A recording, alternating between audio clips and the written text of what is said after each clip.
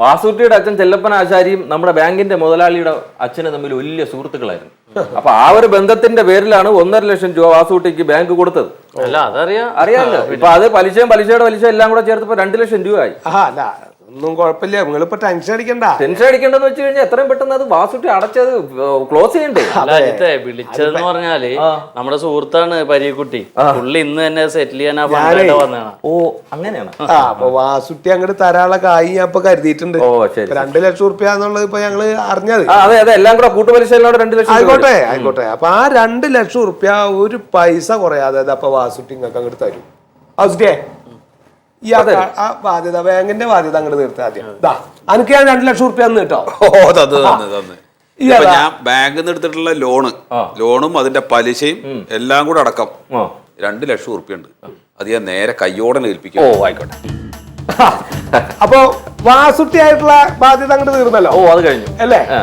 ഇനിയിപ്പോ വേറൊരു കാര്യം എന്താ വെച്ചാല് ഈ പൈസ അവിടെ കുറി കിട്ടിയിട്ടുള്ളത് ഞെരുക്കാണല്ലോ രമേശിനല്ലേ? ഓ അപ്പൊ ആ കാശ് ബാങ്ക് കൊടുക്കേണ്ടതാണല്ലോ രമേശിന്. ഓ അത് കൊടുക്കണം. 2 ലക്ഷം റുപ്യ അല്ലേ? അപ്പൊ ആ 2 ലക്ഷം റുപ്യ അദ്ദേഹത്തിന് അങ്ങോട്ട് കൊടുക്കാലോ. അല്ല അതങ്ങനെ കൊടുത്താലേ അതങ്ങനെ കൊടുക്കാൻ പറ്റില്ല. അല്ല ഈ രമേശൻ അവിടെ വന്ന് കാര്യങ്ങളൊക്കെ ഓച്ചറൊക്കെ ഒപ്പിട്ട് എഴുതി തന്ന് ക്ലോസ് ചെയ്താൽ മാത്രമല്ലേ നമുക്ക് ഇത് കൊടുക്കാൻ പറ്റൂ. അല്ല ഇപ്പൊ നാളെ വന്ന് ചെയ്ത് തരുമല്ലോ. അതെന്തായാലും ഉറപ്പായിട്ടും പ്രൊസീജിയർ വെച്ച് നോക്കുമ്പോഴേ ഞാൻ കൊണ്ടുവരാം 2 പേരെ. സാറേ ഇപ്പൊ വേറെ കാര്യമുണ്ട്. നിങ്ങൾക്ക് കായ് തന്നല്ലോ വാസുട്ടിയുടെ കണക്ക് അവിടെ ക്ലോസ് ചെയ്തിട്ടൊന്നുമില്ലല്ലോ. അല്ല നാളെ അവിടെ വന്ന് എഴുതി തന്നാൽ മാത്രമേ എഴുതി തരൂ. അപ്പൊ ഞാൻ കൊടുക്കട്ടെ? കൊടുത്തോ. പുള്ളി കൈപ്പറ്റിയെന്ന് പറഞ്ഞ് നാളെ വൗച്ചർ രമേശനെ കൊണ്ടുവരും. രമേശനെ ഓരോ പ്രൊസീജിയറാണ്. ഇദ്ദേഹത്തിന്റെ കണക്ക് അതിന് ശേഷം സാറ് ക്ലോസ് ചെയ്താൽ മതി. ഈ ഇങ്ങനെ വന്ന് ഒപ്പിട്ടതിന് ശേഷം വാസുട്ടിയുടെ കണക്ക് സാറ് ക്ലോസ് ചെയ്താൽ മതി. അപ്പൊ കുഴപ്പമില്ല. എന്തായാലും വാസുട്ടിക്ക് ഒന്ന് ഒപ്പിടണമല്ലോ. അപ്പൊ ഞങ്ങൾ 2 പേരും നാളെ രാവിലെ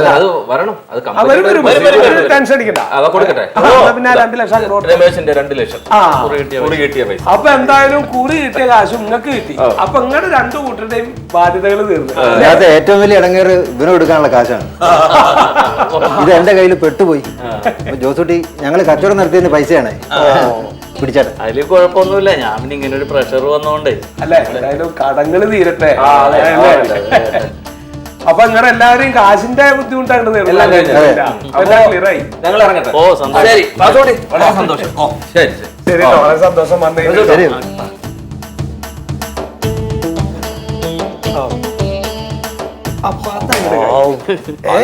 എന്റെ ജീവൻ കിട്ടി. പറഞ്ഞ പോലെ എന്റെ പൊന്നു കൂടപ്പിറപ്പെ, നിന്നെ ജാമ്യം നിർത്തി ലോൺ എടുത്ത് 1.5 ലക്ഷം രൂപയും പലിശയും ചേർത്ത് 2 ലക്ഷം രൂപയുണ്ട്. ഇനി മനുഷ്യനെ ഉളകെടുത്തരുത്. മേടിച്ചോ. പന്റെ കൈ കിട്ടിയില്ലേ? അതെ, നിന്റെ കയ്യിൽ നിന്ന് ഞാൻ 2 ലക്ഷം റുപ്യ വാങ്ങിച്ചിട്ടുണ്ട്. ഇപ്പൊ തന്നോട്ടെ ഞാൻ. അത് ഞാൻ കയ്യോടെ അങ്ങോട്ട് തരികയാണ്. അങ്ങോട്ട് തന്നോ. അല്ല, പറഞ്ഞ വാക്കിന് വില വേണേ. ആദ്യമായിട്ടാണ് വാക്കിന് വില ഉണ്ടാവുന്നത്.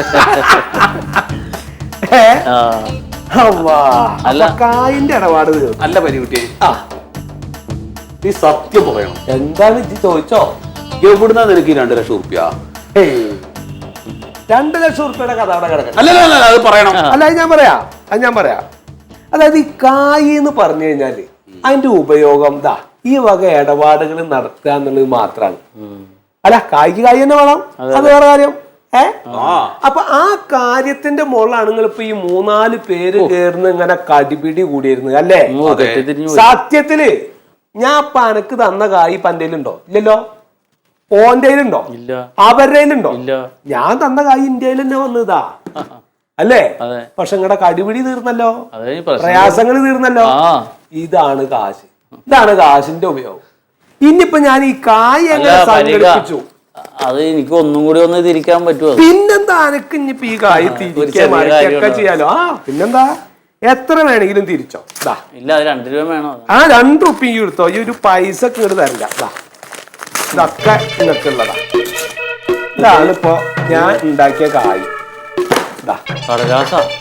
ഏടോ ചെങ്ങായി, ഈ കായ് എന്ന് പറഞ്ഞത് ഇതൊക്കെ ഒരു വിശ്വാസവും ഒരു ഉറപ്പിക്കലൊക്കെയാണ്. ഇതിന് ഈ കടലാസിന്റെ വില ഉള്ളു. അല്ലെങ്കിൽ കൃത്യസമയത്ത് കൃത്യമായിട്ട് ഇത് ഉപയോഗിക്കുകയാണെങ്കിൽ ഉപകാരമുള്ളൂ. ഇതിപ്പോ ഞാൻ അനക്ക് തരാണ്ട് എന്റെ അലമാരയിൽ കെട്ടിപ്പൂട്ടി വെച്ചാല് വല്ല പരിപാടി നടക്കും. ഇപ്പൊ ഇങ്ങനെ തർക്കം തീർന്നില്ലേ? എല്ലാം അവസാനിച്ചില്ലേ? ഒരു വിശ്വാസം, ഈ ഒരു വിനിയോഗം, ഇതാണ് പൈസ. അതാദ്യം മനസ്സിലാക്കുക.